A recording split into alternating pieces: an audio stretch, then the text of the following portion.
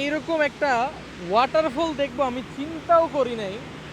এত সুন্দর একটা ওয়াটারফল আর এত পরিমাণ, মানে এখানে পানির আসতেছে, এত বড় এত বড় waterfall. Just look at that, মাশাআল্লাহ। আল্লাহর কি অপরূপ সৃষ্টি, সুবহানাল্লাহ। এটা আসলেই দারুণ, আসলেই দারুণ, আসলেই দারুণ। আমার তো এখানে থেকে যেতে ইচ্ছে করতেছে। এই যে মানুষ এসে ছবি তোলে, ছবি তুলে চলে যায়।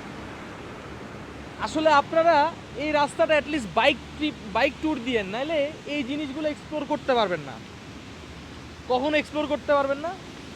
আপনাদের এগুলো দেখতে হলে বাইক ট্যুর দিতে হবে, এখানে বাইক নিয়ে আসতে হবে, কারণ এখানে পাবলিক কোনো ট্রান্সপোর্টেশন থামায় না। দেখেন, সুবহানাল্লাহ। আবার এখানে একটা টানেলও আছে। এই এই যে একটা টানেল দেখতে পাচ্ছি আমি, টানেলটা নামটা বোঝা যাচ্ছে না, বাট এটা একটা একটা টানেল, টানেলটা চলে যাচ্ছে ভিতরে। এই দিক দিয়ে যাইতে হবে নুয়ার এলিয়া। আসলে নুয়ার এলিয়াতে নর্মালি লাগে 2 ঘন্টা, আমার এখানে 4 ঘন্টা লাগতেছে, শুধু একের পর এক সুন্দর জায়গা দেখতেছি আর স্টপ হচ্ছি।